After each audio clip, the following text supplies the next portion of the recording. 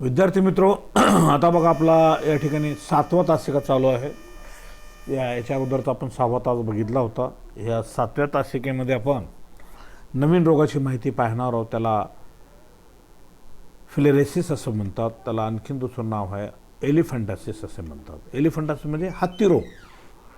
आपल्याला माहीत आहे हत्ती रोग कसा असतो, त्या ठिकाणी कशामुळे होतो काय नाही. आता डिटेल आपण सगळं इथे या ठिकाणी पाहूया. मात्र हा हत्ती रोगामुळे आपले या ठिकाणी हा रोग जर झाला तर हातपाय किती म्हणजे मोठे होतात हत्तीसारखे, असं या ठिकाणी त्याचं स्वरूप आहे. ओके, आता बघा या ठिकाणी सांगतो, वाचतो ते बघा, इथं लक्ष द्या. प्रत्येक शब्दांच्याकडे अर्थ म्हणजे लक्ष द्या. आणि प्रत्येक शब्द तुम्ही हे मी शिकवत असताना तुम्ही तुमचं टेक्स्टबुक घेऊन समोर बसायलाच पाहिजे. बरोबर आहे. मी काय काय सांगतो ते पुस्तकात बघायचं, त्याच्यानुसार त्या ठिकाणी त्याचे अर्थसुद्धा लिहून घेणे. लक्षात आलं. व्हॉट्सअप ग्रुपवर लिंक पाठवलेली आहे असते. आणि बायोलॉजी आपलं जे काही यूट्यूब आहे, डॉक्टर अकबर बायोलॉजी हे आपलं चॅनल आहे. बरोबर आहे. यूट्यूब चॅनलवर याच्यावर जाऊन तुम्ही पिरियड आपले त्या ठिकाणी बघू शकता. ते चॅप्टरचं त्या ठिकाणी 11वी असेल तर 11वीचे चॅप्टर दिलेले आहेत, 12वी असेल तर 12वीचा धडा आणि त्याच्यात युनिट कोणतं आहे हे सुद्धा दिलेलं आहे त्या ठिकाणी. लक्षात आलं. असा त्याचा अर्थ. ओके, चला. फिलेरेसिसमध्ये या ठिकाणी बघा काय म्हणतो मी. Filariasis is caused by thread like worm nematode. Thread like worm म्हणजे निमॅटोड म्हणजे जंत असल्यासारखं बारीक बारीक बारीक बारीक बारीक बारीक धाग्यासारखं तो काय असतो, एवढं बारीक धाग्यासारखं त्या ठिकाणी तो जंत असतो, असा त्याचा अर्थ आहे. These nematode parasite are transmitted from the person to person via mosquito bite. हा पॅरासाइट, हा निमॅटोड, बरोबर आहे, हे एका व्यक्तीकडून दुसऱ्या व्यक्तीकडून वाहतो. कशा पद्धतीने, ज्यावेळेस डास चावल्यानंतर डास रोगी व्यक्तीला चावतो आणि रोगीच्या व्यक्तीच्या शरीरातून रक्त घेत असताना तो जे निमॅटोड्स आहेत त्याच्या प्रवासी चोचमध्ये ते रक्ताबरोबर निमॅटोड्स येतात. आणि निरोगी व्यक्तीला ज्यावेळेस तो डास चावतो तर त्याच्या शरीरामध्ये ते बॅक्टेरिया म्हणण्यापेक्षा ते लार्वी, ती आळी ज्याला आपण म्हणतो, बरोबर, थ्रेड लाईक धाग्यासारखी असते, ते त्याच्यामध्ये सोडतो. अशा पद्धतीने हा रोग होतो. Filariasis can be divided into 3 sub types. त्याचे 3 प्रकार आहेत सब म्हणजे त्याच्यामध्ये. Number 1 lymphatic filariasis, subcutaneous filariasis. आता लिम्फॅटिकमध्ये लिम्फ ग्लँड जे आहेत आपले, तुम्हाला लिम्फ ग्लँड आपण अगोदर सांगितलेलं आहे कशाला म्हणतात तर ते त्याच्यामध्ये ते वाढतात. आणि सबक्युटेनियस म्हणजे त्वचेमध्ये, फॉर एक्झाम्पल लोआ मान्सोनेलास्पेसिस हे सबक्युटेनियसमध्ये असणारं, त्वचेमध्ये असणार, त्याचं नाव दिलेलं आहे. अँड सिरियस ऑब्डॉमिनली म्हणजे पोटामध्ये, serious cavity filariasis, for example Mansonella species. ह्या त्यांच्या जाती आहेत. ओके, त्याच्यानंतर आता बघा लिम्फॅटिक फिलेरेसिसमध्ये ती कोणती आहेत. एलिफंटासिस. एलिफंट म्हणजे हत्ती रोग आपण म्हणतो ते. Is caused by the worm Wuchereria bancrofti. ही आळी असल्यासारखी असते, जसं जंत असतं ना तशा प्रकारचं या ठिकाणी हे बघा, ही अशी असते या ठिकाणी.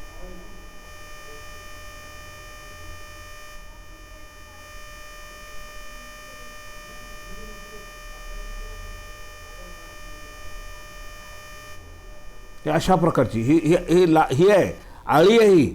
लक्षात आलं. ही आकार असा असू शकेल किंवा आता आकार कसंही असू शकतं, त्याच्याबद्दल काही नो डाऊट या ठिकाणी.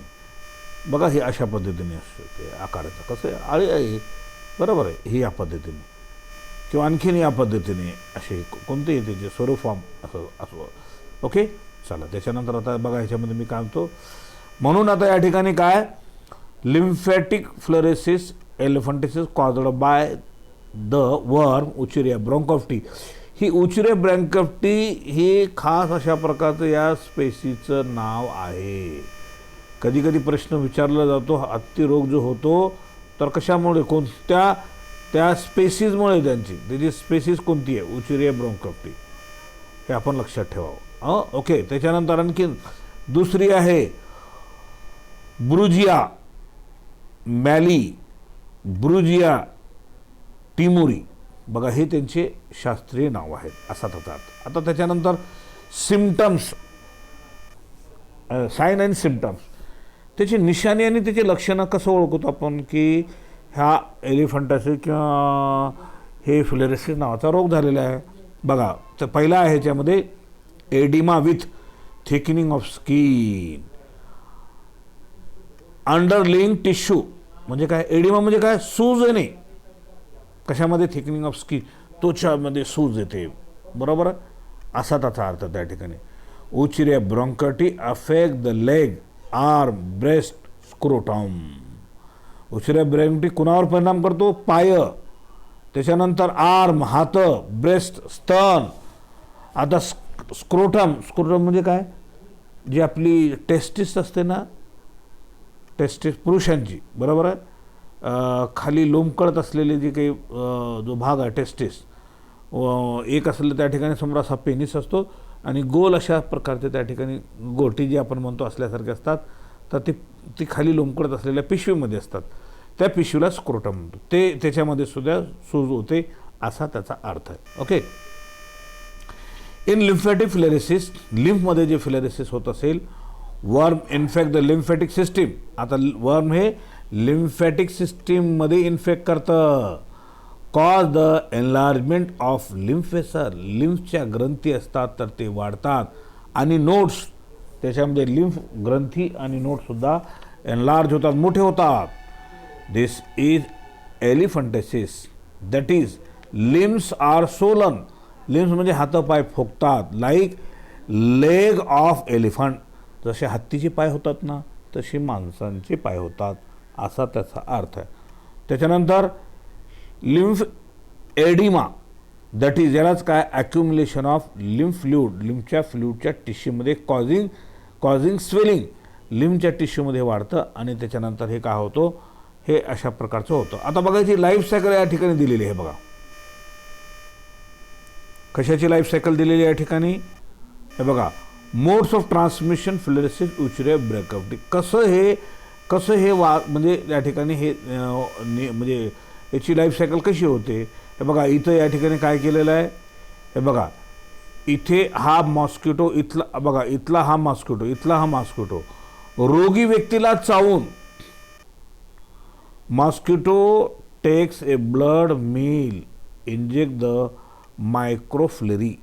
रोगी व्यक्तीला चावून त्याच्या शरीरातून मायक्रोफ्लेरी नावाची जी लार्वी आहे, ती अळी ज्याला आपण म्हणतो, तो आपल्या चोचेद्वारे शरीरामध्ये घेतो आणि ती लार्वी कशी असतात ते त्यांना दाखवलेलं आहे.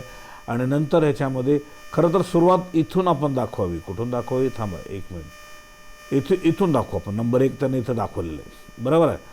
का होतं माहिती आहे का, ह्या म्हणजे बघा नंबर 1 इथं दिलेलं काय, mosquito take a blood meal, L3 larvae enter skin. आता या मॉस्किटोच्या शरीरामध्ये रोगी व्यक्तीला चावून त्याच्या शरीरामध्ये याचे काय म्हणजे ते लार्वी आहेत आणि निरोगी व्यक्तीला ज्यावेळेस त्यानं चावल्यानंतर निरोगी व्यक्तीच्या शरीरामध्ये अशा पद्धतीने हे शिरकाव करतो, हे पाठवतो त्या ठिकाणी. लक्षात आलं काय म्हणतो, हे बघा याच्यामध्ये शरीरामध्ये गेलेलं आहे आणि शरीरामध्ये भिनल्यानंतर सगळं हे शरीरामध्ये कसं वाढतं इकडे या ठिकाणी दिलेलं आहे. नंबर 2 इथं दिलेलं आहे, अडल्ट इन लिम्फॅटिक. आता हे नर आणि मादी आहे, इथं चिन्ह दिले आहेत नर आणि मादीचं. बघा हे नरचं चिन्ह आहे, हे मादीचं चिन्ह आहे, अरे लक्षात. आणि यांच्यामध्ये त्या ठिकाणी काय होतं, संयोगीकरण होऊन नंतर एवढं बारीक असतं ते, खूप बारीक असतं ते, बरोबर, आळे बारीक आळे, कारण डासाच्या चोचेमध्ये ते जातात म्हणजे किती बारीक असतील ते लक्षात घ्या. त्याच्यानंतर नंबर 3 या ठिकाणी काय म्हणतो, या ठिकाणी adult produce sheathed microfilariae that migrate into lymph and blood channel. बघा हे कुठे सर्क्युलेट होतात, नंतर हे लिम्फ ग्रंथी आणि त्याच्यानंतर ब्लड रक्ताद्वारे हे काय होतात त्या ठिकाणी त्याच्यामध्ये ट्रान्सफर होतात. हे मानवाच्या शरीरामध्ये हे सगळे कसे भिनलेले ते त्यांना दाखवले ते. आणि हे डायग्नोस्टिक स्टेज. आता डायग्नोस्टिक स्टेज म्हणजे काय, इथे त्या ठिकाणी त्याचा औषध उपचार करण्याची स्टेज इथेच आहे. मग हा मॉस्किटो, आता बघा हा मॉस्किटो फ्रेश आहे, रोगी नाही, पण म्हणजे काय केलेलं आता आहे ना, रोगी व्यक्तीला चावून, हे बघा इथं चावलेलं त्यानं, ते कुठं चावलेलं बघा, या ठिकाणी इथे चावतं, हे बघा हे, बरोबर. आणि चावून तो हा मॉस्किटो काय करतो, ही आळी आपल्या प्रोबॉसिसमध्ये घेतो. म्हणून काय, mosquito take a blood meal. Mosquito ज्यावेळेस अन्न म्हणून आपलं रक्त घेतो रोगी व्यक्तीच्या शरीरातून, त्यावेळेस हे फ्लेरेसिस ज्या त्या मायक्रोफ्लेरी जे आहेत किंवा याचे म्हणजे लार्वी ज्याला आपण म्हणतो, निमॅटोड्स असं आपण म्हणतो, ते येत असतात, असा त्याचा अर्थ. हे आल्यानंतर मग हे आता बघा, हे आल्यानंतर हे 5वं क्रमनुसार घेतो आपण. Filariae penetrate mosquito midgut and migrate to thoracic muscles. आता हे जे आळी जी आहे, तर डासाच्या मिडगट म्हणजे अन्न नलिका त्याची जी असते त्याच्यामध्ये जे जातं, आणि नंतर मायग्रेट होऊन थोरॅसिक मसल, थोरॅसिक म्हणजे त्याच्यावरच्या बाजूनं असणार, हे जे आपण म्हणतो ना थोरॅसिक, म्हणजे जसं पाठीचा भाग असतो ना, त्या मसल्समध्ये एंट्री करतात.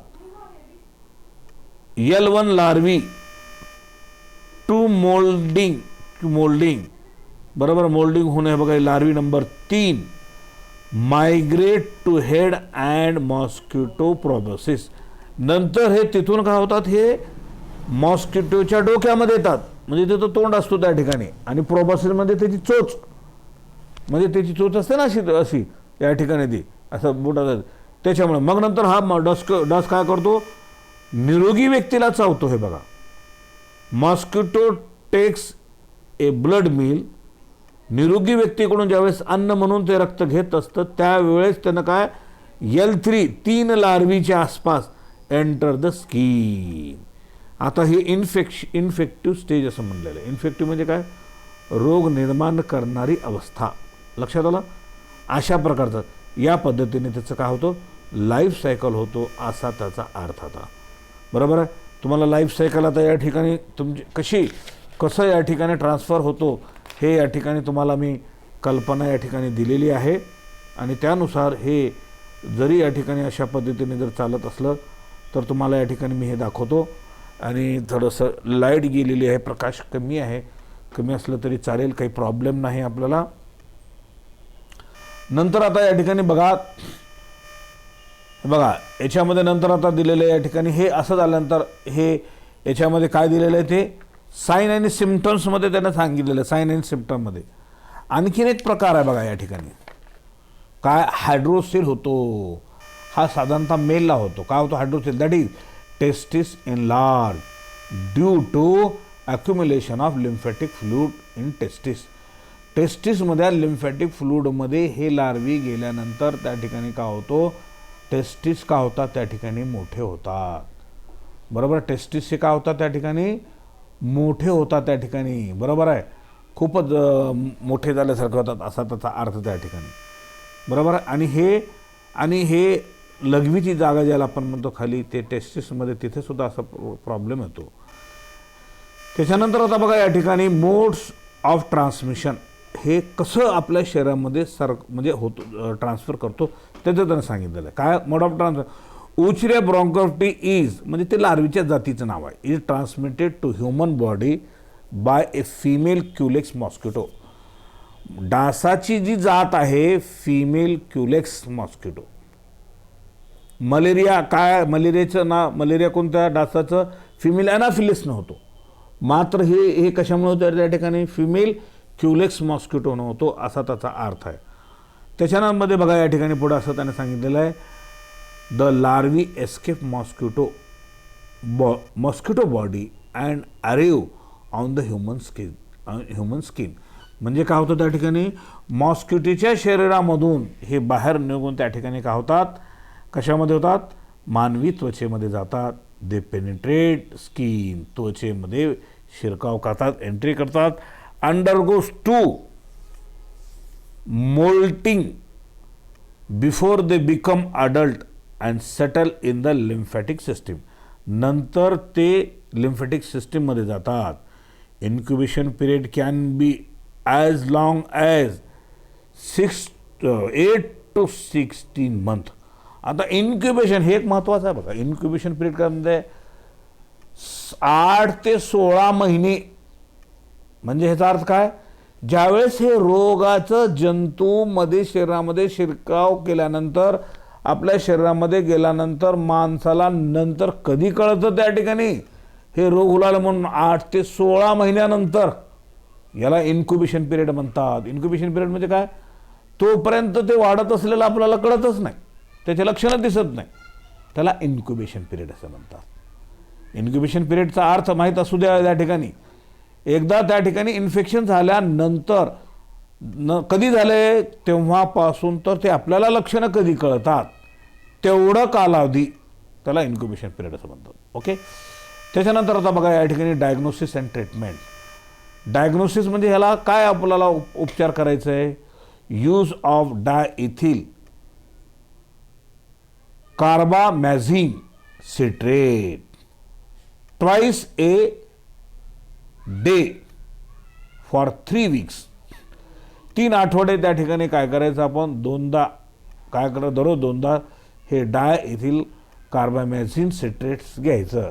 अँड देअर आफ्टर त्याच्यानंतर फॉर 5 days एव्हरी 6 months, बरोबर, फॉर 5 days 5 दिवसानंतर, एव्हरी 6 months प्रत्येक 6 महिन्याला काय करायचं, इज ए इफेक्टिव्ह अगेन्स्ट फ्लेरियल वर्म. फ्लेरियल वर्मसाठी जे काही परिणामकारक आहेत ते आपण त्या ठिकाणी घ्यायला पाहिजे असा त्याचा अर्थ आहे. प्रिव्हेन्शन अँड कंट्रोल, याला प्रिव्हेन्शन आणि कंट्रोल कसं करता येईल, avoid mosquito bite by using mosquito net and net repellent. काय करायचं त्या ठिकाणी, मॉस्किटो चावत असेल तर त्या ठिकाणी मॉस्किटोची जाळी, मच्छरदाणी जे आपण म्हणतो की नाही ते उपयोग करायची, बरोबर. And insect repellent. Insect repellent म्हणजे इन्सेक्टला मारणारं जे काही औषध असेल ते. Eradication of mosquito is essential for control the filariasis. Eradication म्हणजे काय, एरॅडिकेशन म्हणजे काय, मॉस्किटोचा नायनाट करणे आवश्यक आहे जर फ्लोरेसिस नावाचा रोग आपल्याला टाळायचा असेल तर. ओके. त्याच्यानंतर आता बघा हा एक नंतरचा दुसरा रोग आहे एक टायफॉइड. फ्लोरेसिस नावाचा आपण हे बघितलं. आता टायफॉइड काय, टायफॉइडचं वैशिष्ट्य आहे, टायफॉइड आपल्याला माहीत आहे, टायफॉइड कशाला रोग आहे काय नाही याच्या संदर्भामध्ये तुम्हाला सगळं त्या ठिकाणी माहीत आहे, बरोबर. आता त्या रोगाची सुद्धा माहिती आपल्याला असणं अत्यंत आवश्यक आहे. Typhoid is acute infection of intestine. Typhoid हे आतडीमध्ये होणारा रोग आहे, खूपच डेंजर त्या ठिकाणी. It is caused by Salmonella typhi. आता हे साल्मोनेला टायफी काय आहे, या रोग होणाऱ्या जंतूचं नाव आहे, बरोबर आहे. त्याची आकृती आहे पुढे, ते दाखवतो तुम्हाला. It is a gram negative bacteria found in intestinal lumen of infected person. रोगी व्यक्तीच्या आतड्यामध्ये हे असतं असा त्याचा अर्थ आहे. Pathogenicity is due to O antigen. आता बघा अँटीजनचा अर्थ आपण सांगितलं अगोदर, बघितलं तुम्हाला, राईट, बरोबर. अँटीजन म्हणजे रोग निर्माण करणारे जे काही असतील तर ते भाग. आणि त्याच्यामध्ये lipopolysaccharides present on the surface coat flagella contain H antigen. फ्लॅजिलामध्ये एच अशा प्रकारचं अँटीजन असतं असा त्याचा अर्थ. त्याच्यानंतर बघा sign and symptoms. Sign and symptom म्हणजे काय, या रोगाची लक्षणे काय, बरोबर आहे, हे आपल्याला माहीत असणं अत्यंत आवश्यक आहे. पहिला आहे प्रोलॉंग्ड फीवर ॲज हाय ॲज 140 डिग्री फेरनहाइट, बरोबर आहे.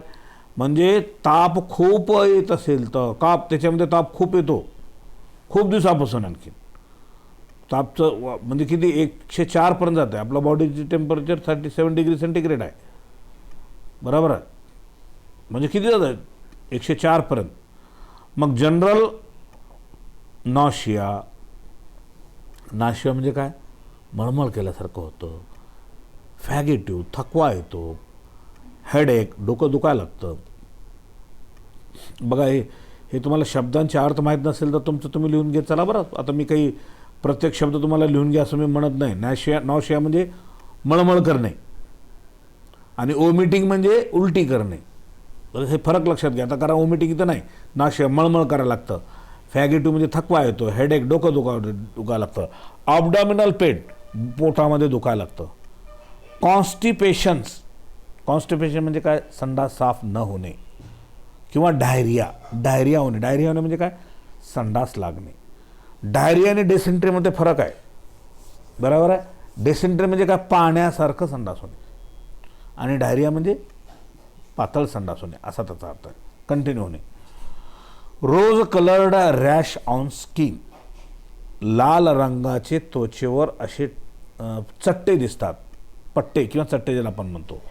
व्हाईट कोट ऑन टंग, कफ म्हणजे जिभेवर त्या ठिकाणी पांढऱ्याशा प्रकारचे त्या ठिकाणी एक कोट आल्यासारखे होते, कफ खोकला येतो. त्याच्यानंतर अनरेक्सिया म्हणजे लॉस ऑफ अपिटाईट, वजन घटायला लागतं. If not treated, breathlessness, irregular heartbeat, haemorrhage. बघा, जर आपण ट्रीटमेंट योग्य नाही जर केली तर श्वास बंद होतो आणि हृदयाची ठोकीसुद्धा होतात. हिमोरेज म्हणजे या ठिकाणी आपल्या रक्ताच्या संदर्भामध्ये व्यवस्थित वर्किंग होत नाही असा त्याचा अर्थ आहे. ओके. त्याच्यानंतर आता बघा या ठिकाणी नंतर आहे मोड्स ऑफ ट्रान्समिशन. आता हा मायक्रोझोम आपल्या शरीरामध्ये कसा शिरकाव करतो, कोणत्या मार्गाने. It is a food and water born disease. हे आपल्या अन्नातून पाण्यातून आपल्या शरीरामध्ये जात असतं, बरोबर. अन्न अस्वच्छ असलं, पाणी अस्वच्छ असलं तरी आपल्याला हा रोग होतो. Insect like housefly and cockroach feeding on faecal matter. बघा, जे काही घरातली माशी आहे, कॉकरोच आहे, कशावर जातात, घाणीवर जाऊन बसतात आणि नंतर may transfer the bacteria to food material. मग नंतर ते तिकडून आणलेले, घाणीतून आणलेले बॅक्टेरिया घरातली माशी असेल किंवा कॉकरोच असेल तर ते उघड्या अन्नपदार्थावर फिरते आणि त्याच्यावर त्या ठिकाणी ते रोगचे जंतू पसरतात. Poor hygiene habits. Poor hygiene म्हणजे आरोग्याची दक्षता आपण जर चांगली घेत नसलो तर. पुअर म्हणजे अस्वच्छ राहणे, घाण राहणे, बरोबर. अंघोळ दररोज करणं अत्यंत आवश्यक आहे, मास्टर की आहे. सर्व रोगांचं नायनाट करायचं असेल तर मी तुम्हाला नेहमी सांगितलेलं आहे, दररोज अंघोळ करणे. Poor sanitation condition are responsible for the spread the typhoid. अस्वच्छता हे या रोगाचं मूळ कारण आहे असा त्याचा अर्थ आहे. ओके. आता ह्या मायक्रोझोमची बघा, हा मायक्रोझोमचं या ठिकाणी असणारा मायक्रोझोम आहे. बघा, साल्मोनेला टायफी ह्याची जी काही आहे, हे जे काही आहेत तर ह्याचा भाग कॅप्सूल वरचा cover K antigen or V1 in Salmonella, व त्याच्यावरचा असणारा टफ कवर भाग. सोमॅटिक कंसामध्ये O antigen or cell wall antigen म्हणजे पेशीची भित्ती कवरची असलेली. फ्लॅजिल्ला एच अँटीजन, फ्लॅजिल्ला म्हणजे वर असणारा केसासारखा जो भाग आहे तो दरोरूप पदार्थामध्ये ह्याच्यामध्ये पाण्यामध्ये वगैरे म्हणा हे पोहण्यासाठी त्याला उपयोगी ठरतो असा त्याचा अर्थ आहे. आता डायग्नोसिस अँड ट्रीटमेंट याच्यासाठी काय उपचार आणि ट्रीटमेंट घ्यायला पाहिजे त्याने ते सांगितलेलं आहे. काय त्या ठिकाणी डायग्नोसिस काय या ठिकाणी बघा, विडॉल टेस्ट. हे विडॉल टेस्ट टायफॉइडसाठी अत्यंत महत्त्वाचे आहे. Widal test is used for diagnosis of typhoid. Treatment of typhoid involves surgical removal of gall bladder in सर्व केसेस. काही केसेसमध्ये जर झालं तर त्या ठिकाणी सर्जिकल म्हणजे ऑपरेशन करून गॉल ब्लॅडरच काढावं लागतंय. गॉल ब्लॅडर म्हणजे काय, पित्ताशय. Antibiotics like chloromycetin is helpful treatment. आता या टायफॉइड जर झाला असेल कोणाला तर अँटीबायोटिक ड्रग्स कोणता आहे, क्लोरोमायसिटीन हे महत्त्वाचं आहे, हे लक्षात असावं आपल्याला. फॉर प्रिव्हेन्शन ऑफ टायफॉइड या टायफॉइडला नियंत्रण आणण्यासाठी काय WHO World Health Organization recommends 2 vaccines यांनी 2 वॅक्सिन विकसित केलेले आहेत हेरोगोनिम ॲज ओरल तोंडाद्वारे घेण्यासाठी TY21A वॅक्सिन ही लस आहे अँड इंजेक्टेबल हे इंजेक्टेबल म्हणजे वरची लस तोंडाद्वारे घेतली जाणारी आणि इंजेक्टेबल म्हणजे टोचून दिली जाणारी typhoid polysaccharide vaccine sold as Typhim VI and Typherix या लसीचा वापर केल्यानंतर हा रोग आपल्याला होऊ शकत नाही अशा पद्धतीचं उपाययोजना आहे. ओके, तर हे 2 रोग आज आपण या ठिकाणी पाहिलं, कोणता हत्तीरोग आणि टायफॉइड. लक्षात आला काय म्हणतो. आता याच्यानंतर आता या ठिकाणी आपण या ठिकाणी